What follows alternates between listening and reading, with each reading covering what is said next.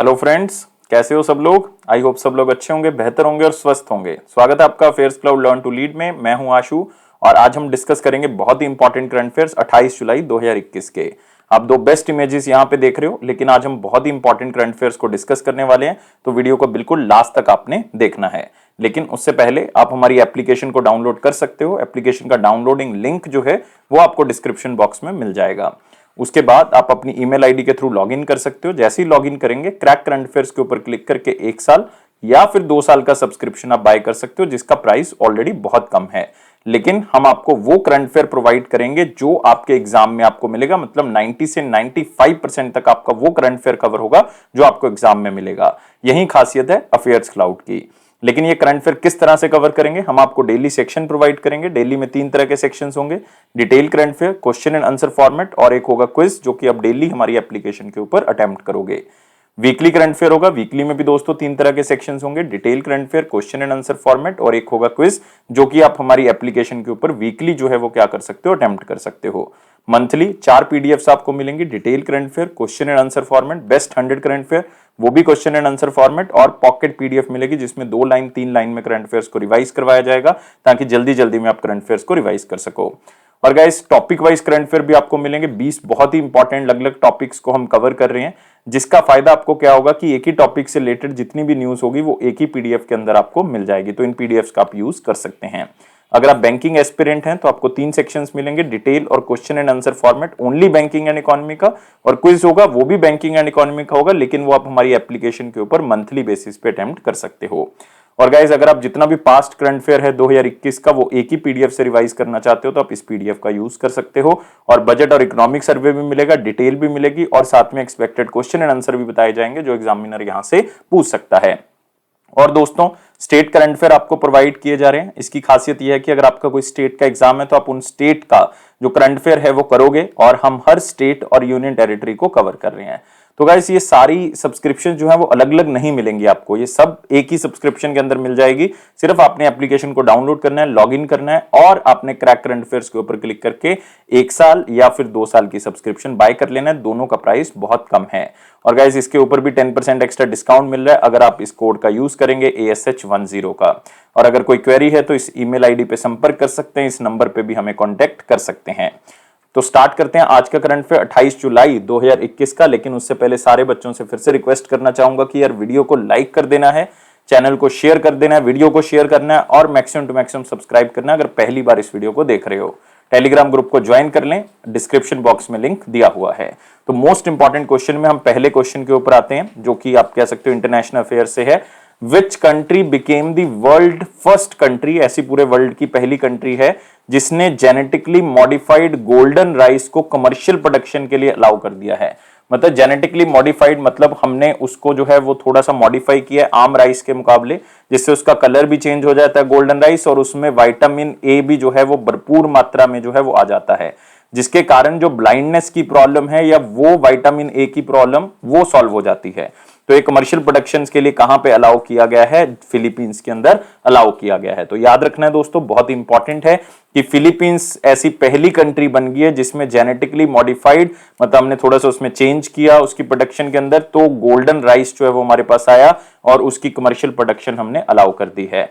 तो इसमें vitamin A भरपूर मात्रा में है, जो कि बच्चों के लिए एक बहुत ही अच्छी न्यूट्रिशियस वैल्यू जो है वो उनको मिलेगी, क्योंकि WHO की ही एक रिपोर्ट कहती है कि फिलीपींस के अंदर 17% बच्चे जो हैं वो जो अंडर एज मतलब 5 हैं, तो उनको जो है वो विटामिन ए की कमी जो है वो है, और उसको दूर किया जा सकता है इस जेनेटिकली मॉडिफाइड राइस से।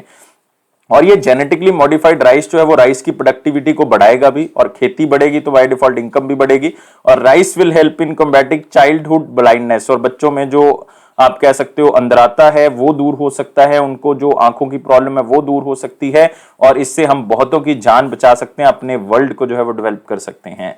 तो मतलब विटामिन ए आपको पता है कि राइस के अंदर जो है वो भरपूर मात्रा में मिलता है, और ये ग्रोथ और डेवलपमेंट दोनों के लिए जरूरी है, और साथ में हमारा इम्यून सिस्टम भी अच्छा रहे उसके लिए भी जरूरी है। तो जेनेटिकली मॉडिफाइड जो है वो एक नया राइस, और उससे जो है वो गोल्डन कलर का राइस निकलेगा और विटामिन ए उसमें से मिल जाएगा। तो ये चीजें आपने की पॉइंट्स जो मैंने आपको बताए वो याद रखने हैं। फिलीपींस के बारे में याद रखोगे, कैपिटल कौन सी है दोस्तों, मनीला है, और साथ ही साथ याद रखना करेंसी कौन सी है, फिलिपीनी पेसो, तो याद रखोगे। अगले क्वेश्चन के ऊपर आएंगे। Which special economic zone became the first green special economic zone to achieve ICBC Green Cities Platinum Rating? यहां पे आप सी की जगह जी कर लियो, IGBC Indian green building council, याद रखना आपने। तो उनकी एक रेटिंग होती है दोस्तों, ग्रीन सिटीज प्लैटिनम रेटिंग, जिसमें उन्होंने बहुत अच्छा काम किया होता है, लाइक ग्रीन बिल्डिंग्स को लेके और अपने आसपास के एरिया को और कार्बन फ्री बनाने के लिए। और ऐसा स्पेशल इकोनॉमिक जोन कौन सा है दोस्तों, वो है कांडला स्पेशल इकोनॉमिक जोन। कहां पे स्थित है, गुजरात के अंदर ये स्थित है। और याद रखना है SEZ का मतलब वो एरिया जो गवर्नमेंट की तरफ से जो है वो डिक्लेयर किया जाता है, लेकिन उसका मेन बेनिफिट बेसिकली हमारे पास क्या होता है कि जो लोग वहां पे काम करते हैं SEZ के अंदर, जो फैक्ट्रीज होंगी, उनको इनकम टैक्स की छोड़ दी जाती है और भी लेबर लॉज फ्लेक्सिबल होते हैं उसमें, तो और भी ज्यादा फैसिलिटीज मिलती हैं। तो वो बेसिकली इसलिए किया जाता है SEZ का, ताकि मैक्सिमम टू मैक्सिमम इन्वेस्टमेंट हो सके, मैक्सिमम टू मैक्सिमम लोग वहां पे बिजनेस कर सकें। तो कांडला स्पेशल इकोनॉमिक जोन जो है वो हमारे पास, उसको जो इंडियन ग्रीन बिल्डिंग काउंसिल है उसकी तरफ से प्लैटिनम रेटिंग जो है वो दी गई है। और याद रखना ऐसे पहली बार हुआ है कि फर्स्ट ग्रीन SEZ है जिसको ये रेटिंग जो है वो प्रदान की गई है। सिर्फ इतना ही याद कर लें, आपका क्वेश्चन जो है वो कवर हो जाएगा। ये अवार्ड किसकी तरफ से दिया जाता है, ये दिया जाता है confederation of Indian industry, IGBC मतलब इंडियन ग्रीन बिल्डिंग काउंसिल। और इनको क्यों मिला ये अवार्ड, क्योंकि उन्होंने ग्रीन सिटी स्टैंडर्ड्स को मेंटेन रखा, green master planning, policy initiatives, implementation of green infrastructure, जिसमें एनवायरनमेंट का लॉस जो है वो नहीं हुआ, जिसके कारण जो है वो इसको ये अवार्ड मिला है। और ये सारे के सारे इनिशिएटिव्स जो हैं वो कांडला स्पेशल इकोनॉमिक जोन की तरफ से लिए गए हैं। लाइक पानी को बचा के रखना है, पेड़ ज्यादा से ज्यादा लगाने हैं, और इन्होंने ये काम भुज एरिया के अंदर किया, कहां पे, गुजरात के अंदर, और जो कि पूरे वर्ल्ड लेवल पे उसको सराहाया गया है। तो याद रखना है पहला ग्रीन SEZ जिसको ये रेटिंग दी गई है वो है कांडला स्पेशल इकोनॉमिक जोन। और दोस्तों स्पेशल इकोनॉमिक जोन के बारे में बताना चाहूंगा, इसको सबसे पहले 2000 में लॉन्च किया गया था, ताकि एक्सपोर्ट और इंपोर्ट के बिजनेस के अंदर जो है वो हम maximum to maximum foreign investment को अट्रैक्ट कर सकें। क्योंकि मैं पहले बता चुका हूं, इनको कुछ स्पेशल सुविधाएं दी जाती हैं, जैसे इनकम टैक्स में छोड़ दी जाती है, तो इसके कारण जो है मैक्सिमम टू मैक्सिमम यहां पे इन्वेस्टमेंट हो सकती है। फिर एक सरकार ने SEZ एक्ट बनाया 2005 के अंदर, उसमें एक अलग से रूल्स लिखे गए ताकि डोमेस्टिक इन्वेस्टमेंट और फॉरेन इन्वेस्टमेंट बढ़ सके और एम्प्लॉयमेंट अपॉर्चुनिटीज भी बढ़ सके। तो याद रखना है SEZ एक्ट जो है वो कौन से ईयर में आया है, 2005 में आया है। तो इस चीज को याद रखोगे। अगले क्वेश्चन के ऊपर बढ़ेंगे। अगला क्वेश्चन है, which city becomes India's first city to provide 24/7 drinking tap water through Sujal project. मतलब आपको हर टाइम पीरियड पे ड्रिंकिंग टैप वाटर जो है वो आपको मिलेगा। और ऐसी पहली सिटी कौन सी बन चुकी है दोस्तों, पुरी बन चुकी है। पुरी कहां पे है, ओडिशा के अंदर है। तो आपको पूछा जा सकता है कौन सी स्टेट की बात हो रही है, ओडिशा की। और one of the very good chief minister आप कह सकते हो, ओडिशा के चीफ मिनिस्टर नवीन पटनायक जी, उन्होंने इसको इनॉग्रेट किया है, जिसका नाम ये drinking from tap project in Puri. और 24 घंटे आपको क्वालिटी ड्रिंकिंग वाटर मिलेगा। आप सीधा टैप को खोलना और पानी आपको मिल जाएगा, पी सकते हो उसको। और ये पहली सिटी कौन सी है, पुरी है। और इसके लिए उन्होंने 400 मतलब 400 ऐसी जगहों पे वाटर फाउंटेन्स लगाए हैं ताकि लोगों को ये पीने योग्य पानी जो है वो मिल सके। और दोस्तों याद रखना है, पुरी जो है वो एक कोस्टल सिटी है, तो इसके लिए किसी ना किसी रिवर का पानी यूज किया जाएगा। और इसके लिए कौन सा किया गया, मंगला रिवर का पानी जो है वो यूज किया जाएगा। अब आप सोचोगे सर रिवर का पानी है तो गंदा हो सकता है, तो मंगला रिवर के आसपास जो है वो ये श्योरिटी प्रोवाइड करने के लिए, पानी की क्वालिटी और प्योरिटी ठीक है, उसके आसपास जो है वो एक ऑनलाइन क्वालिटी एनालाइजर लगाया गया है, जो ये चेक करेगा कि यार पानी जो है वो सही भी है या नहीं है। तो उसके हिसाब से जो है वो पानी आगे पहुंचेगा। तो इसमें 2.5 लाख सिटीजन्स को, और पूरी जो है वो एक टूरिस्ट डेस्टिनेशन भी है, तो 2 करोड़ टूरिस्ट को भी क्या मिलेगा, लाभ मिलेगा। तो मतलब ये सारी चीजें जो है वो बहुत ही अच्छी हैं। अगर आप देखोगे पूरी में इंप्लीमेंट करके जो है ये बताया जा रहा है, ये बहुत अच्छी बात है। और 24 घंटे आपको जो है वो कोई स्टोर करने की जरूरत नहीं है पानी, कोई फिल्टर करने की जरूरत नहीं है, सिर्फ टैप को ओपन करना है और आपको पानी मिल जाएगा। तो दोस्तों नवीन पटनायक जी ने रिसेंटली एक पूरे इंडिया का एक वर्ल्ड स्किल सेंटर जो है वो भी लॉन्च किया था। स्किल ट्रेनिंग सेंटर था ये एक तरह का। कहां पे लॉन्च किया है इसको, कहां पे इनॉग्रेट किया है इसको? मंचेश्वर में। कहां पे है दोस्तों? भुवनेश्वर। ये आपको पूछा जा सकता है एग्जैक्टली कौन सी डिस्ट्रिक्ट में या कौन सी कैपिटल सिटी में इसको खोला गया है। ओडिशा के बारे में दोस्तों याद रखना है, चीफ मिनिस्टर तो मैं आपको बता चुका हूं, नवीन पटनायक जी हैं, और यहाँ के गवर्नर जो हैं वो गणेशी लाल हैं। तो याद रखना है कौन है? गणेशी लाल। और यहाँ पे आपको दो नेशनल पार्क्स मिलेंगे, एक तो आपको सिमली पाल नेशनल पार्क मिलेगा जो कि बहुत ही इंपॉर्टेंट है, एक बायोस्फीयर रिजर्व भी है, और एक यहाँ पे मिलेगा भितरकनिका। तो दोनों याद रखने हैं। अगले क्वेश्चन के ऊपर बढ़ेंगे। तो मोस्ट इंपॉर्टेंट क्वेश्चंस हम खत्म कर चुके हैं, वेरी इंपॉर्टेंट क्वेश्चंस के ऊपर दोस्तों आ चुके हैं, लेकिन उससे पहले वीडियो को लाइक करना है, शेयर करना है और चैनल को सब्सक्राइब कर देना है। लेकिन साथ ही साथ आप हमारे टेलीग्राम ग्रुप को भी ज्वाइन कर सकते हो, जिसका लिंक जो है वो डिस्क्रिप्शन बॉक्स में दिया हुआ है। पहला क्वेश्चन है, which bank collaborated with the common service centre? आपको पता होना चाहिए सरकार के कॉमन सर्विस सेंटर जिसमें सरकार की सारी सुविधाएं मिलती हैं, उसके साथ एक बैंक ने टाई अप किया है। कौन सी स्कीम को लॉन्च करने के लिए? दुकानदार ओवरड्राफ्ट स्कीम। इस स्कीम को लॉन्च करने के लिए जो है ये कोलैबोरेशन किया गया है, और ये स्कीम क्या करेगी? ओवरड्राफ्ट है तो इसका मतलब पैसा प्रोवाइड करेगी। ओवरड्राफ्ट का मतलब पता ही आपका, अगर बैलेंस जीरो भी है तो भी आप पैसा ले सकते हो बैंक से, तो उसको आप क्या कहते हो? ओवरड्राफ्ट। और दोस्तों कॉमन सर्विस सेंटर जो है वो रूरल एरियाज में जो लोग पैसा चाहते हैं, जो दुकानदार पैसा चाहते हैं, उनको ये ओवरड्राफ्ट फैसिलिटी मिलेगी। इसमें मिनिमम टू मिनिमम राशि 50,000 रुपए रखी गई है, मैक्सिमम टू मैक्सिमम इसमें जो है वो 10 लाख रुपए जो है वो रखी गई है। और ये बैंक कौन सा है दोस्तों? HDFC बैंक है। तो याद रखना है आंसर आपके पास क्या होगा? बी होगा। तो आप देख सकते हो HDFC bank launched up to 10 lakh overdraft facility for shopkeeper merchant to ease cash crunch, जो कि कोविड के कारण उनके सामने आ रहा है। तो 10 लाख रुपए तक की सुविधा मिल सकती है जो छोटे दुकानदार हैं, लेकिन इनके लिए दो कंडीशंस हैं। एक तो आप कह सकते हो कि 3 साल तक जो है वो एक बैंक के साथ इनका जो है वो संबंध होना चाहिए, मतलब 3 साल तक जो है वो कम से कम वो रिटेलिंग का काम कर रहा हो और साथ में जो है वो उनका बैंक के साथ संबंध होना चाहिए। 6 महीने की बैंक स्टेटमेंट जो किसी भी बैंक की उनके पास होनी चाहिए। अगर ये दो कंडीशन फुलफिल कर लेते हैं तो उनको 50,000 रुपए से लेकर 10 लाख रुपए तक का ओवरड्राफ्ट जो है वो दिया जा सकता है। और दोस्तों इसमें एक और खास बात है कि अगर वो बंदा 6 साल हो चुके हैं बिजनेस करते हुए या 6 साल से ज्यादा हो चुके हैं उसको बिजनेस करते हुए, तो 10 लाख रुपए मैक्सिमम मिल सकता है। लेकिन अगर 6 साल से कम हुआ है उसको काम करते हुए तो मैक्सिमम लिमिट जो है वो कितनी है? 7.5 लाख रुपए की।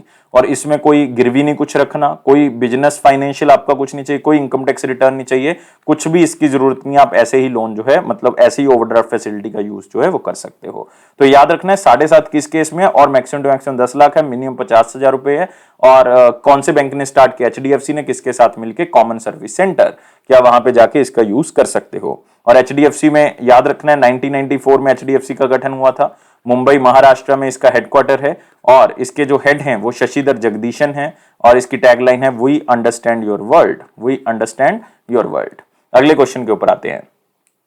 Ministry of Science and Technology will launch a first of its kind center of excellence in which northeastern state? तो नॉर्थ ईस्टर्न स्टेट की डेवलपमेंट की बात हो रही है, क्योंकि सरकार का टारगेट है, मैंने कल भी आपको बताया था कि जितनी भी नॉर्थ ईस्टर्न स्टेट की कैपिटल्स हैं उनको 2023-24 तक हमने हर तरह से कनेक्ट कर देना है बाकी इंडिया के साथ, रेल के साथ, रोड के साथ, एयरवेज के साथ, मतलब हमने इसको कनेक्ट कर देना है ताकि इसकी भी डेवलपमेंट हो सके। तो अब एक साइंस एंड टेक्नोलॉजी मिनिस्ट्री की तरफ से एक नया सेंटर ऑफ एक्सीलेंस बनाया गया, और ये पहला सेंटर ऑफ एक्सीलेंस है दोस्तों नॉर्थ ईस्टर्न स्टेट के अंदर।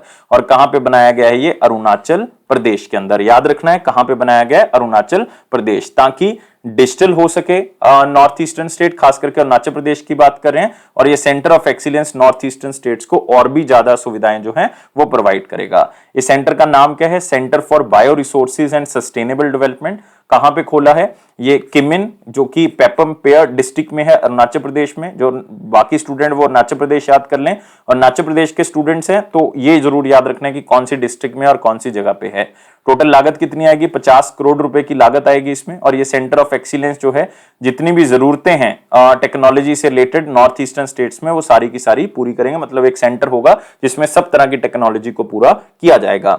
इससे क्या होगा? जो कल्चरल रिलेशन है, जो एक सोशल रिलेशन है, इकोनॉमिक स्टेटस है नॉर्थ ईस्टर्न रीजन का, वो इंप्रूव हो जाएगा। और ये सेंटर ऑफ एक्सीलेंस दोस्तों क्या होगा कि अलग अलग एरियाज में नॉर्थ ईस्टर्न स्टेट्स को और भी आगे लेके जाएगा। लाइक जहां पे उनको पता नहीं था कि ये चीजें हैं, तो उस टेक्नोलॉजी का यूज करके वो और भी आगे बढ़ सकते हैं। तो एक तरह से ये सेंटर ऑफ एक्सीलेंस उनको हर तरह की टेक्नोलॉजिकल हेल्प जो है वो प्रोवाइड करेगा, उनको डिजिटल बनाने में क्या करेगा, हेल्प करेगा, और जो हमारा डिजिटल इंडिया प्रोग्राम है वो भी सफल हो जाएगा। और अरुणाचल प्रदेश के बारे में दोस्तों आपने याद रखना है, अरुणाचल प्रदेश के जो चीफ मिनिस्टर हैं वो है पेमा खांडू जी, पेमा खांडू। और जो गवर्नर हैं वो हैं brigadier BD Mishra ji, BD Mishra.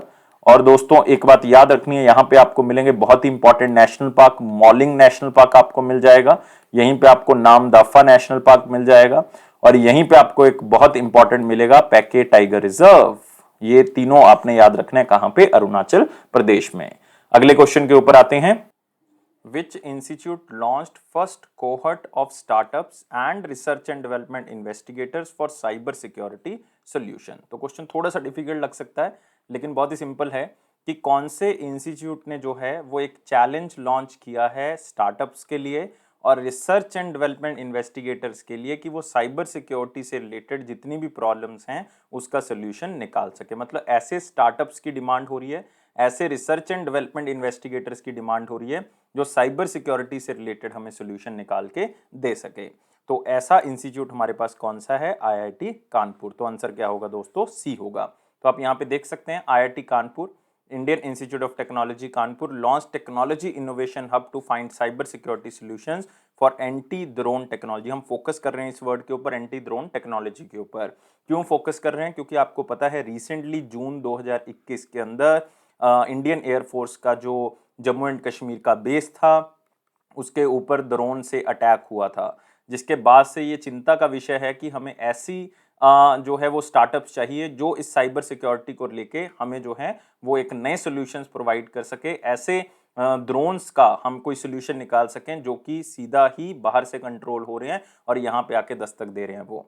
और इस पूरे प्लेटफॉर्म को लॉन्च किया है C3I हब ने, जो कि C3I हब जो है वो एक टेक्नोलॉजी इनोवेशन हब है साइबर सिक्योरिटी का, किसका, आईआईटी कानपुर का।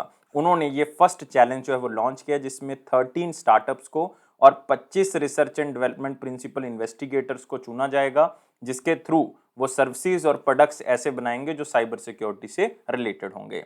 इसमें अलग अलग टेक्नोलॉजी की यूज किया जाएगा, इसमें डिजिटल एसेट्स को प्रोटेक्ट किया जाएगा, कॉमन पब्लिक लोगों के लिए भी इसको यूज किया जाएगा ताकि लोगों के डिजिटल सिक्योरिटी को, मतलब साइबर सिक्योरिटी को प्रोटेक्ट किया जा सके, और साथ ही साथ जो है वो गवर्नमेंट और इंडस्ट्री को भी ये प्रोवाइड किया जाएगा। और दोस्तों मेन जो मकसद है वो यही है कि साइबर सिक्योरिटी सोल्यूशन से हम इस तरह के अटैक जो जैसे कि जम्मू में हुआ उसको रोक सकें। और इसमें हम नई टेक्नोलॉजी का यूज करेंगे, मशीन लर्निंग का यूज करेंगे, ब्लॉकचेन टेक्नोलॉजी का यूज करेंगे, आर्टिफिशियल इंटेलिजेंस का यूज करके हम इसको और भी बेहतर बनाएंगे। तो और भी जो स्टार्टअप्स हैं वो भी इसके अंदर दखल दे सकते हैं, और भी स्टार्टअप्स जो इसमें ऐड हो सकते हैं जो एंटी ड्रोन टेक्नोलॉजी के ऊपर काम कर रहे हैं कि ड्रोन को डिटेक्ट किया जा सके ताकि हम अपने जो बॉर्डर एरियाज हैं उसको भी सिक्योर कर सकें। तो याद रखना है दोस्तों, यहाँ पे किसकी बात कर रहे हैं, आईआईटी कानपुर की, और आईआईटी कानपुर का एक टेक्नोलॉजी हब है जिसका नाम है C3I हब, और ये आईआईटी कानपुर का जिसने ये चैलेंज लॉन्च किया है स्पेशल साइबर सिक्योरिटी के लिए। अगले क्वेश्चन के ऊपर आते हैं। Which state will launch Ayush based economic upgradation scheme, जिसका नाम क्या है, देव अरण्य योजना, या आप कह सकते हो देवारण्य योजना, किसी भी तरह से इसको बोल सकते हैं। देवारण्य योजना जो है वो चीफ मिनिस्टर उस स्टेट के जो हैं शिवराज जी, तो उन्होंने स्टार्ट किया है। तो शिवराज जी कहाँ के चीफ मिनिस्टर हैं, शिवराज जी हैं मध्य प्रदेश के। तो आंसर क्या होगा इसका, बी होगा। आप यहां भी देख सकते हैं मध्य प्रदेश गवर्नमेंट ने एक Ayush based economic upgradation scheme, जिसका नाम क्या रखा गया, देवारण्य योजना, उसको लॉन्च किया है। और इसका मेन मकसद यही है कि लोगों का लाइवलीहुड जो है वो अच्छा हो सके आयुष मेडिसिन के थ्रू। मतलब हम कह सकते हैं कि आयुर्वेदा, योगा, यूनानी, सोआ रिगपा या होम्योपैथी से हम क्या कर सकें और भी बेहतर बना सकें। और दोस्तों इसमें क्या होगा कि आयुष मेडिसिनल प्लांट्स जो हैं वो अलग अलग जगह पे लगाए जाएंगे, किसकी मदद से, सेल्फ हेल्प ग्रुप्स की मदद से, जो कि ट्राइबल बेस्ड आप कह सकते हो कम्युनिटी होगी, और इसमें ट्राइबल पॉपुलेशन को भी लाभ मिलेगा। और इससे क्या होगा, एक बहुत ही अच्छे लेवल पे प्रोडक्शन की जाएगी आयुष मेडिसिन की। 360 नए Ayush health and wellness centres बनाए जाएंगे जो कि स्टेट के अलग अलग जगह पे बनाए जाएंगे। ये डाटा याद रखना है, 360, स्पेशली मध्य प्रदेश के स्टूडेंट इसको याद रखेंगे। और इससे क्या होगा टूरिज्म भी बढ़ेगा, लाइक वेलनेस टूरिज्म बढ़ेगा, लोग आएंगे दूर दूर से यहाँ पे आयुष हेल्थ और वेलनेस केयर के लिए, और इससे जो है वो ट्राइबल्स लोगों की एम्प्लॉयमेंट जो है वो क्रिएट होगा और साथ में उनको रोजगार जो है वो यहाँ पे मिलेगा। और WHO ऑलरेडी कह चुका है कि हम एक global centre for traditional medicine खोलने जा रहे हैं इंडिया में। अभी लोकेशन उसकी फाइनल नहीं है, लेकिन एक ट्रेडिशनल सेंटर जो है इंडिया के अंदर खोलने जा रहा है। वर्ल्ड हेल्थ ऑर्गेनाइजेशन, ये उन्होंने रिसेंटली 2020 के बिल्कुल लास्ट में उन्होंने कहा था। और ऐसी स्कीम अगर मध्य प्रदेश में अच्छे तरीके से लॉन्च हो जाती है तो ये ट्रेडिशनल मेडिसिन जो सेंटर इंडिया के अंदर खुलेगा, ये उसके लिए बहुत ही ज्यादा अच्छा होगा। और आपको पता होना चाहिए मध्य प्रदेश के बारे में, मध्य प्रदेश के जो चीफ मिनिस्टर शिवराज चौहान हैं, और साथ ही साथ अपने नए गवर्नर याद रखने हैं दोस्तों, उनका नाम क्या है, मंगूबाई। मेरे ख्याल से कोई बच्चा नहीं भूलेगा क्योंकि नाम ऐसा है, मंगूबाई छगनबाई पटेल, तो याद रहेगा आपको। पहले आनंदीबेन पटेल थी, एडिशनल चार्ज था, इससे पहले लालजी टंडन थे, उनका देहांत हो गया था। और दोस्तों यहाँ पे हम बात करें मिनिस्ट्री ऑफ आयुष की, मिनिस्टर कौन है आयुष के, वो हैं सर्बानंद सोनोवाल जी। याद रखना है, सर्बानंद सोनोवाल जी जो कि असम के पुराने चीफ मिनिस्टर भी थे, उनको लगाया गया है मिनिस्ट्री ऑफ आयुष के अंदर। इससे पहले श्रीपद येसो नाइक जी रह चुके हैं, लेकिन अब सर्बानंद सोनोवाल जी हैं। तो मध्य प्रदेश का एरिया फॉरेस्ट एरिया में सबसे ज्यादा है। यहाँ पे आपको मिलेगा पन्ना बायोस्फीयर रिजर्व, पन्ना नेशनल पार्क मिल जाएगा, पेंच टाइगर रिजर्व मिल जाएगा, कुन्नो नेशनल पार्क आपको यहाँ पे मिल जाएगा, बांधवगढ़ दोस्तों आपको यहाँ पे मिल जाएगा, बहुत ही इंपॉर्टेंट नेशनल पार्क है। और यहीं पे आपको मिलेगा एक बहुत ही इंपॉर्टेंट शिवपुरी नेशनल पार्क, यहीं पे माधव नेशनल पार्क मिल जाएगा, और भी बहुत से हैं यहाँ पे। मतलब सबसे बड़ा नेशनल पार्क और सबसे बड़े जो फॉरेस्ट एरिया है वो कहाँ पे है, मध्य प्रदेश के अंदर, एरिया वाइज याद रखना है आपने। नेक्स्ट आते हैं स्टीवन वेनबर्ग, जो कि एक अमेरिकन नोबेल ल्यूरेट है, उनका देहांत हो गया। उन्होंने कौन सी फील्ड में नोबेल प्राइज जीता था? तो आपने एक तो नाम याद रखना है, स्टीवन वेनबर्ग। उन्होंने जो है वो पार्टिकल फिजिक्स के अंदर जीता था, और नोबेल प्राइज उन्होंने जीता था फिजिक्स के अंदर। डी आंसर होगा। तो आप यहाँ पे देख सकते हैं, doyen of the particle physics Steven Weinberg passed away, उनका देहांत हो गया। कौन सी कंट्री से बिलोंग करते थे, तो ये याद रखना है, यूनाइटेड स्टेट्स ऑफ अमेरिका से। 1979 में नोबेल प्राइज जीता था फिजिक्स के अंदर। दो बंदों ने और जीता था इनके साथ, शेल्डन ली ग्लासो, और एक का नाम था एब्डस सलम। और इन दोनों ने जीता था किसके लिए? इन्होंने एक थ्योरी जो है वो प्रेजेंट की थी जिसमें unified weak and electromagnetic interaction बताई गई थी एलिमेंट्री पार्टिकल्स के अंदर। ये नहीं याद रखना कि किसके लिए जीता था, ये याद रखना है कि किस फील्ड में जीता था। 1979 में जो है ये प्राइज उनको मिला था। इनको national medal of science physical science के अंदर 1991 में भी मिल चुका है। और इन्होंने 350 से ज़्यादा जो हैं वो साइंटिफिक एंड और आर्टिकल्स पब्लिश किए, 15 से ज़्यादा ये बुक्स जो है वो लिख चुके हैं। तो मतलब अपने आप में एक इंपॉर्टेंट पर्सनैलिटी, लेकिन क्वेश्चन पॉइंट ऑफ व्यू से नाम इंपॉर्टेंट है। कौन सी कंट्री से बिलोंग करते हैं? यूनाइटेड स्टेट्स ऑफ अमेरिका से। और नोबेल प्राइज जीता है इन्होंने फिजिक्स के अंदर, कौन से ईयर में? 1979 के अंदर। अगले क्वेश्चन के ऊपर बढ़ेंगे। Which Indian naval ship participated in the exercise Cutlass Express 2021? इसको CE-21 के नाम से भी जाना जाता है। तो सबसे इंपॉर्टेंट इसमें क्या है? एक्सरसाइज का नाम। और ये कौन सी कंट्री के बीच में हुई है, ये एग्जामिनर आपको नहीं पूछेगा, क्योंकि ये 14 कंट्रीज के बीच में ये एक्सरसाइज हुई है, इसलिए ये तो नहीं पूछेगा। और इसमें मेजर कंट्री जो है वो कौन सी है? यूनाइटेड स्टेट्स ऑफ अमेरिका है। मैक्सिमम कंट्रीज अफ्रीकन कॉन्टिनेंट से बिलोंग करती हैं। और इंडियन नेवल शिप का नाम क्या है? INS तलवार। तो आंसर क्या होगा दोस्तों? इसका बी होगा। तो आप यहाँ पे देख सकते हैं INS तलवार पार्टिसिपेट किया उसने कटलस एक्सरसाइज के अंदर, जो कि कहाँ पे हुई थी? मोम्बाजा के अंदर। मोम्बाजा कहाँ पे मिलेगा आपको? कीनिया के अंदर आपको मोम्बाजा मिल जाएगा। तो आप यहाँ पे देख सकते हो मोम्बाजा जो है वो कहाँ पे है? कीनिया के अंदर। यहाँ पे ये एक्सरसाइज हुई है। आप कह सकते हो कि इसको अगर आप ध्यान से देखो तो ये ईस्टर्न अफ्रीका में आता है और वेस्टर्न इंडियन ओशन के अंदर आता है। तो वहां पे ये एक्सरसाइज कंडक्ट हुई है। 13 नेशंस एंड यूनाइटेड स्टेट्स, मतलब टोटल 14 नेशंस ने इस एक्सरसाइज के अंदर पार्टिसिपेट किया है। लाइक इसमें कॉमरोस है, जॉर्जिया है, इंडिया है, कीनिया है, मोज़ाम्बिक है, रवांडा है, सेशल्स है, ये सारी कंट्रीज ने पार्टिसिपेट किया है। और इंडिया का जो रोल है इसमें एज ए ट्रेनर रोल है। मतलब एक बहुत बड़ी बात है कि एज ए ट्रेनर जो है वो इंडिया क्या कर रहा है? पार्टिसिपेट कर रहा है। और दोस्तों इसमें एक बहुत बड़ी बात है कि इस एक्सरसाइज का मेन फायदा ये होगा कि जो ये नेशंस हैं, लाइक 14 कंट्रीज हैं, ये आपस में मैरीटाइम सिक्योरिटी को बढ़ाएंगे, और साथ में जो है वो एक दूसरे के साथ टाई अप भी जो है वो क्या होगा? इन कंट्रीज का इंक्रीज होगा। और रिसेंटली ऐसे ही नॉर्थ अटलांटिक ट्रीटी ऑर्गेनाइजेशन ने भी एक ज्वाइंट मिलिट्री एक्सरसाइज की थी, मल्टीनेशनल एक्सरसाइज थी, जो भी नाटो के मेंबर्स हैं वो कंट्रीज इसमें पार्टिसिपेट करेंगी, जिसका नाम था डिफेंडर यूरोप 21। तो ये याद रखना, ये पूछा जा सकता है कि नाटो ने इसको ऑर्गेनाइज किया था या कौन सी ऑर्गेनाइज ने इसको ऑर्गेनाइज किया था, तो ये आपको पूछा जा सकता है। और INS तबर के बारे में भी याद रखना है, ये रशियन नेवी डे के दिन पहुंची है वहां पे। और INS तबर जो है वो इटली के साथ, यूनाइटेड किंगडम, फ्रांस के साथ एक्सरसाइज करते हुए रशियन नेवी डे परेड में पहुंची है वहां पे, और वहां पे एक एक्सरसाइज कंडक्ट करेगा। ये कौन सी? इंदिरा, इंडिया और रशिया के बीच में एक ज्वाइंट एक्सरसाइज होगी नेवी की, उसको INS तबर कंडक्ट करेगा। तो ये कल ही मैंने इस न्यूज को कवर किया है। और कीनिया के बारे में थोड़ा सा देख सकते हो, कैपिटल जो है वो नैरोबी है और इसकी करेंसी जो है वो क्या है? नैरोबियन शिलिंग या कीनियन शिलिंग भी इसको कहा जाता है, कीनियन शिलिंग। अगले क्वेश्चन के ऊपर आते हैं।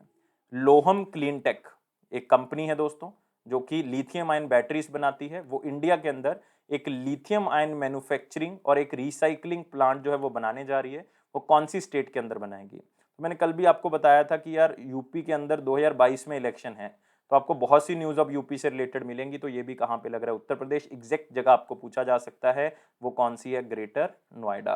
तो याद रखना है, लोहम क्लीनटेक जो है वो एक ऑर्गेनाइजेशन का नाम है और एक कंपनी है बेसिकली आप कह सकते हो, और वो लिथियम आयन बैटरीज को बनाएगी और रिसाइकलिंग जो बैटरी होंगी रिसाइकल करने का, वो भी एक कारखाना जो है वो लगाई जाएगा। और ये total 3 gigawatt are lithium ions जो है वो बनाएंगी, मतलब बहुत बड़ी कैपेसिटी में इसको बनाया जा रहा है। ग्रेटर नोएडा में इसको सेटअप किया जाएगा और इंडिया का largest lithium ion manufacturing unit होगा।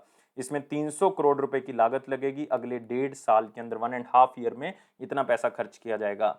और इसके लिए जो रॉ मटेरियल चाहिए, लाइक लिथियम आयन बैटरीज को बनाने के लिए, एक तो लिथियम चाहिए, एक दोस्तों कोबाल्ट चाहिए इसके लिए, और एक निकल चाहिए, और एक हमारे पास ग्रेफाइट चाहिए। ये चारों रॉ मटेरियल अवेलेबल हैं और ये सोच रहे हैं कि गुजरात में भी एक ऐसा ही प्लांट जो है वो लगाया जाए जो रिसाइकलिंग फैसिलिटी का होगा, और वो वहीं पे लगाया जाएगा। यहाँ पे हमने आज एक स्पेशल इकोनॉमिक जोन कहा है, जिसको ग्रीन स्पेशल इकोनॉमिक जोन कहा जाता है, और प्लेटिनम टाइटल भी मिला है उसको। तो याद रखना दोस्तों जो भी चीजें मैंने आपको बताई हैं। उत्तर प्रदेश के बारे में यहाँ पे आप याद रख सकते हो। क्या याद रखोगे उत्तर प्रदेश के बारे में? Chief minister Yogi Adityanath ji, governor Anandiben Patel जी, दुधवा नेशनल पार्क यहाँ पे याद रखोगे। नेक्स्ट आते हैं, अगला क्वेश्चन इस पिक्चर से करोगे आप कि टाटा पावर जो कि ओडिशा की एक डिस्ट्रीब्यूशन कंपनी के साथ इनका टाई अप है, तो उन्होंने जो कॉमन सर्विस सेंटर्स हैं सरकार के, उनके साथ टाई अप किया कि आप ऑनलाइन बिल पेमेंट्स कर लिया करो रूरल एरियाज में।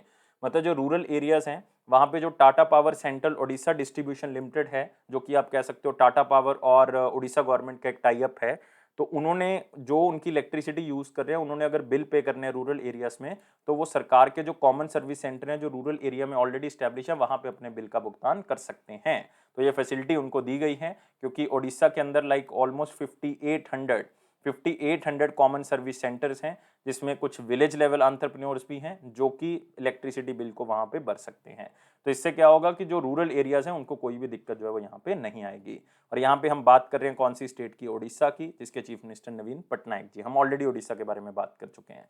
तो इंपॉर्टेंट क्वेश्चंस के ऊपर आते हैं, लेकिन वीडियो को लाइक, शेयर और चैनल को सब्सक्राइब करना है, और दोस्तों टेलीग्राम ग्रुप को डिस्क्रिप्शन बॉक्स से ज्वाइन कर लें। Which bank have bought a stake in Indian Bank's blockchain infrastructure company private limited? तो आपको शायद पता होगा कि बहुत से बैंक्स ने मिलके एक Indian banks blockchain infrastructure company private limited बनाई थी। ये मैं बात कर रहा हूँ मई 2021 की। ऑलमोस्ट 15 बैंक्स ने बनाई थी, जिसमें SBI भी है, ICICI भी, HDFC भी, एक्सिस बैंक भी है। तो इसमें अब और भी बैंक शामिल हो गए, जो कि मैं यहाँ पे नाम ले ही चुका हूँ। तो आंसर जो है बेसिकली क्या होगा? All of these. तो तीनों बैंक्स ने कुछ ना कुछ स्टेक खरीदा है। थोड़ा सा याद रखें, HDFC ने 5.55% खरीदा है, एक्सिस बैंक ने भी सेम 5.55% स्टेक खरीदा है, ICICI ने थोड़ा सा कम खरीदा है 5.44%।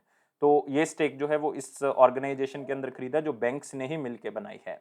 तो एक्सिस बैंक का यहाँ पे लिखा हुआ, अदरवाइज HDFC बैंक का भी सेम ही है। तो आप देख सकते हो 5.55% एंड 5.44%। और ये ऑर्गेनाइजेशन मई 2021 में बनाई गई है। इसका मेन काम जो है वो बेसिकली क्या है? Letter of credit, GST invoices, e-way bill, ये बैंकिंग फैसिलिटीज जो हैं प्रोवाइड की जाएंगी। और इस ऑर्गेनाइजेशन का नाम जो हो जरूर याद रखेंगे, Indian bank blockchain infrastructure company private limited. और इसका हेडक्वार्टर कहाँ पे मिलेगा? मुंबई में, और इसको मई 2021 में ही बनाया गया है। अगला क्वेश्चन आते हैं, central government will expand its lab testing infrastructure by establishing over how many virology in research and diagnostic laboratories. मतलब और लैब्स जो हैं वो बनाई जा रही हैं, स्पेशली आप कह सकते हो कोविड-19 के लिए तो हम कह ही सकते हैं, या और तरह के वायरस आइडेंटिफिकेशन के लिए, और तरह की वायरल डिजीजेस के लिए, और तरह के पेंडेमिक या एपिडेमिक अगर आते हैं तो उनको जल्दी से जो है वो परखा जा सके। तो उसके लिए नई लैब्स जो है वो बनाई जा रही हैं। ऐसी कितनी वायरोलॉजी रिसर्च लैब्स बनाई जा रही हैं? 42। तो सिर्फ एक नंबर है, अगर याद रह जाता है तो ठीक है, अदरवाइज ये क्वेश्चन अगर आप स्किप भी कर दोगे तो बहुत ज़्यादा इंपॉर्टेंट नहीं कहूँगा। तो यूनियन गवर्नमेंट जो है वो 42 वायरोलॉजी रिसर्च लैब्स जो इस्टेब्लिश कर रही है under the 15th finance commission, जिसका टाइम पीरियड 2021 से लेके 2026 तक है। और कितना कॉस्ट आएगा इसमें? 324 करोड़ रुपए जो है वो खर्चा आएगा। अगले क्वेश्चन के ऊपर आते हैं, जो कि एक पिक्चर से आप देख सकते हो। इंडिया की जीडीपी जो है एक्सपेक्टेड है कि 8.8 से लेके 9% तक रह सकती है, और ये किसने बताया हमें? ये care rating agency, one of the very important India's credit rating agency है। और इन्होंने बताया कि फाइनेंशियल ईयर 21 में 7.3% जो है वो कॉन्ट्रैक्ट किया था, मतलब माइनस में थी। ये तो ऑफिशियल डाटा है सरकार का। अब वो 8.8 से लेकर 9% तक जो है वो ग्रो कर सकती है, नीचे नहीं जाएगी, ग्रो कर सकती है। तो इतनी ग्रोथ हो सकती है, ये केयर का आइडिया है। केयर की स्थापना जो है वो 1993 में हुई थी, और इसका हेडक्वार्टर जो है वो आपको मुंबई में मिलेगा, और इसके एमडी और सीईओ डॉक्टर अजय महाजन हैं। डॉक्टर अजय महाजन, तो याद रख सकते हो थोड़ा सा, अगर याद रह जाता है तो। अब आते हैं वन लाइनर इंपॉर्टेंट पॉइंट्स के ऊपर, जिसमें पहला पॉइंट है कि जो डिफेंस मिनिस्टर हैं हमारे राजनाथ सिंह जी, उन्होंने एक प्रोग्राम को एंड किया। फ्लैग्स इन का मतलब एंड किया उसका, आर्मेक्स 21 न्यू दिल्ली के अंदर। और आपको पता होना चाहिए कि ये एक एक्सपीडिशन है जो कि कराकोरम पास से स्टार्ट हुई थी, लद्दाख से। एक स्कीइंग चैंपियनशिप है या कंपटीशन आप कह सकते हो। स्कीइंग मतलब वो बर्फ के ऊपर जो है वो स्कीइंग करते हैं, लाइक दोनों हाथों में डंडे लेके, और उसको स्कीइंग कहा जाता है। तो वो लद्दाख से स्टार्ट हुई थी, लाइक मार्च में हुई थी, और ये एंड उत्तराखंड में हुई है दोस्तों। और इसकी टोटल लेंथ जो है वो 1660 किलोमीटर की रही। और ये लाइक आप कह सकते हो कि एडवेंचर एक्टिविटीज को प्रमोट करने के लिए इसको किया गया था। नेक्स्ट है फॉर्मर प्राइम मिनिस्टर नजीब मिकाती दोबारा से प्राइम मिनिस्टर बन चुके हैं। कौन सी कंट्री के? लेबनान के। क्योंकि लेबनान के जो एग्जैक्ट प्राइम मिनिस्टर थे आप कह सकते हो, जिन्होंने अगस्त 2020 में रिजाइन कर दिया था, उनका नाम क्या था? हसन दायब। याद रख सकते हो आप, हसन दायब। तो उन्होंने रिजाइन कर दिया था। फिर उसके बाद टेम्परेरी प्राइम मिनिस्टर बना दिए गए थे, उनका नाम क्या था? साद हरीरी। याद रख सकते हो, साद हरीरी। तो उन्होंने भी अब रिजाइन कर दिया था। अब नए प्राइम मिनिस्टर चुने गए, कौन? नाजिब मिकाती। और इनके बारे में खास बात क्या है कि नाजिम मिकाती को फोर्ब्स की, जो फोर्ब्स मैगजीन है, उसकी एक लिस्ट के अंदर बताया गया कि 2.5 बिलियन यूएसडी के साथ ये सबसे रिचेस्ट पर्सन है यार लेबनान के। बहुत बड़ी बात है, सबसे रिचेस्ट पर्सन, और वो भी प्राइम मिनिस्टर उस देश का, और वो लेबनान है। तो मतलब खुद आइडिया लगा सकते हो। और ये पहली बार प्राइम मिनिस्टर बने थे 2005 में, फिर 2011 से लेकर 2014 तक भी बने हैं, और अब ये दोबारा से बने हैं। और लेबनान के बारे में याद रखोगे, कैपिटल कौन सी है? बेरूत है, और करेंसी जो है वो पाउंड है। ये दोनों चीजें आपने याद रखनी है। अगला आते हैं, एजुटेक कंपनी बाइजू ने अक्वायर कर लिया ग्रेट लर्निंग को 600 मिलियन यूएसडी। बहुत बड़ी डील है दोस्तों, कि इन्होंने इतना पैसा देके जो है वो इनको क्या कर लिया है? अक्वायर कर लिया है। और आपको पता होना चाहिए कि ऑलमोस्ट ये बन जाएगा 4466 करोड़ रुपीस, मतलब इतने पैसे देके इन्होंने ग्रेट लर्निंग को खरीदा है। और ये सिंगापुर बेस्ड एक एजुकेशन प्लेटफॉर्म था, और इन्होंने कहा है कि इसमें हम 400 मिलियन यूएसडी और लगाएंगे, ताकि ये और भी अच्छा प्लेटफॉर्म जो है वो बन के सामने आए। और इन्होंने एक और एजुटेक प्लेटफॉर्म को खरीदा है, जिसका नाम है टॉपर। उसको भी इन्होंने खरीद लिया है, वो $150 मिलियन से खरीदा है। और पिछले 6 महीने में अगर आप बाइजूस का प्रोसेस देखोगे, पिछले 6 महीने के अंदर इन्होंने $2 बिलियन की एक्विजिशंस की हैं। इन्होंने 6 स्टार्टअप्स खरीदे, इंडिया और यूनाइटेड स्टेट्स ऑफ अमेरिका के। Next, scientist Russia, India, Brazil और साउथ अफ्रीका के मिलके जो कोविड-19 ड्रग तैयार करेंगे। मतलब इंडिया, रशिया, ब्राजील और साउथ अफ्रीका की अगर मैं बात कर रहा हूँ, तो मैं ब्रिक्स नेशंस की बात कर रहा हूँ। अगर चाइना को मैं निकाल दूँ इसमें से, तो अगर मैं निकाल दूँ तो इसका मतलब ये कंट्रीज मिलके जो कोविड-19 का ड्रग फॉर्म करेंगी। तो सिंपल क्वेश्चन है। Next, citizen engagement platform my government celebrate 7th anniversary. आपको बताना चाहिए कि मोदी जी ने इसको लॉन्च किया था। इसको लॉन्च करने का एक कारण था कि सरकार की जो सर्विसेज हैं वो लोगों तक पहुंच सके माई गवर्नमेंट प्लेटफॉर्म के थ्रू, और सरकार को लोग जो है वो अपनी सुजेशंस भी दे सकें इसके अंदर, मतलब लोगों की पार्टिसिपेशन जो है वो भी जो है वो सरकार तक पहुंच सके, तो और गवर्नेंस जो है वो बेहतर हो सके। और ये प्लेटफॉर्म को 26 जुलाई 2014 को लॉन्च किया गया था। मोदी जी उस टाइम पे पहली बार प्राइम मिनिस्टर बने थे। तो आप थोड़ा सा इसमें याद रख सकते हो। और अब इसको उत्तर प्रदेश में भी लॉन्च कर दिया गया है। 27 जुलाई 2021 का क्वेश्चन क्या था? बहुत ही सिंपल था कि अगर कैश रिजर्व रेशो को बढ़ा देते हैं तो क्या रिजल्ट हमारे पास आएगा। तो देखो यार, कैश रिजर्व रेशो का मतलब होता है कि आरबीआई के पास बैंक ने कुछ पैसा रखना होता है। तो बहुत ही सिंपल है कि मान लो पहले जो है वो 4 रुपए रख रहे हैं, अब वो अगर 6 रुपए रख रहे हैं, तो इसका मतलब बैंक के पास पैसे क्या हो जाएंगे? कम हो जाएंगे। अब बैंक के पास अगर पैसे कम हो गए तो इसका मतलब बैंक की जो लेंडिंग कैपेसिटी है वो भी क्या हो जाएगी? कम हो जाएगी। लेंडिंग कैपेसिटी का मतलब है वो आगे पैसे जो है वो कम दे पाएगा। अगर कम दे पाएगा तो बैंक ने तो अपना प्रॉफिट कम नहीं करना, अगर कम नहीं करना तो इसका मतलब वो इंटरेस्ट रेट क्या कर देंगे, बढ़ा देंगे। अगर इंटरेस्ट रेट बढ़ा दिया तो पहले से लोग कम रह जाएंगे लोन लेने वाले। अगर लोन नहीं लेंगे तो इसका मतलब मार्केट में स्पेंडिंग भी क्या होगी, मतलब खर्च भी क्या होगा, कम होगा। खर्च कम होगा तो इसका मतलब डिमांड एंड सप्लाई भी कम हो जाएगी। डिमांड और सप्लाई कम होगी तो इसका मतलब इन्फ्लेशन, मतलब महंगाई अपने आप ही कम हो जाएगी, क्योंकि प्राइसेस कम हो जाएंगे। आप एक चार्ट के थ्रू भी यहाँ पे देख सकते हो। अगर सीआरआर को बढ़ाते हैं तो बैंक्स के पास पैसे कम रह जाएंगे, क्योंकि ज्यादा पैसा आरबीआई के पास रखना पड़ेगा, तो इसका मतलब पैसे कम रह जाएंगे उनके पास। पैसे कम रह जाएंगे तो अपना प्रॉफिट को मेंटेन करने के लिए वो इंटरेस्ट रेट बढ़ा देंगे। पहले से कम कस्टमर रह जाएंगे जो लोन लेंगे, इसका मतलब पैसा मार्केट में कम खर्च होगा। नहीं होगा तो डिमांड जो गुड्स एंड सर्विसेज की होगी वो क्या हो जाएगी, कम हो जाएगी, और प्राइसेस अपने आप ही कम हो जाएंगे। तो आप कह सकते हो कि जैसे ही सीआरआर बढ़ा, इन्फ्लेशन मतलब महंगाई जो है वो क्या हो जाएगी, कम हो जाएगी। महंगाई क्या हो जाएगी, कम हो जाएगी। तो आप यहाँ पे देखो ऑप्शंस के अंदर आपको क्या दिखेगा। सबसे पहले आप देखो ऑप्शन में आपको दिख रहा है कि इट डिक्रीजेस मनी सप्लाई, बिल्कुल सही है। अगर सीआरआर बढ़ाएंगे तो पैसा जो है वो मार्केट में क्या हो जाएगा, कम, क्योंकि बैंक के पास कम रह जाएगा, बैंक आगे भी कम देगा, तो मार्केट्स में मनी सप्लाई क्या हो जाएगी, कम। बिल्कुल सही है। It increases demand for money, अगर सप्लाई कम होगी तो उसकी डिमांड क्या हो जाएगी, बढ़ जाएगी, बिल्कुल बढ़ जाएगी, बिल्कुल सही है। इट डिक्रीजेस इन्फ्लेशन, वो बात कर ही चुके हैं कि महंगाई कम हो जाएगी, सी भी सही है। तो आंसर क्या होगा इसका, ऑल ऑफ दी अबव होगा। तो याद रखना है दोस्तों। अब आते हैं question of the day. Question of the day क्या कहता है, क्वेश्चन ऑफ द डे क्या आता है, what is the maturity period of money market instrument. Money market instrument मतलब जिसको आप कॉल मनी मार्केट भी कहते हो, उसका मैच्योरिटी टाइम पीरियड क्या, बहुत ही सिंपल क्वेश्चन। फिर से मॉनेटरी पॉलिसी से भी आप इसको रिलेट कर सकते हो। आंसर मुझे कमेंट बॉक्स में चाहिए, लेकिन वीडियो को लाइक करना है, शेयर करना है मैक्सिमम टू मैक्सिमम, चैनल को सब्सक्राइब करना है। यार इसी रास्ते के थ्रू आप हमें मोटिवेशन प्रोवाइड कर दो, और इसी मैक्सिमम टू मैक्सिमम करोगे, मुझे ये आपके ऊपर विश्वास है। और बेल बटन को प्रेस कर दो, और टेलीग्राम ग्रुप को ज्वाइन कर लो, अपने दोस्तों को भी ज्वाइन करवाओ। और साथ ही साथ जो है वो ये अफेयर्स क्लाउड का प्रॉमिस तो रहेगा ही रहेगा कि आपके कॉन्फिडेंस को जरूर बूस्ट करेंगे, बहुत ही अच्छे से करेंगे। इसी तरह से वीडियोस को देखते रहो, जरूर कॉन्फिडेंस बूस्ट होगा। और हमेशा इसी तरह से स्माइल करते रहो, लाइफ को बहुत ज़्यादा सीरियस नहीं लेना, खुश रहोगे तो जरूर एग्जाम क्लियर होगा। और मेरी हमेशा ही शुभकामनाएं आपके साथ रहेंगी, और इसी तरह से मैं आपको पढ़ाता रहूंगा। Thank you guys, take care and bye bye.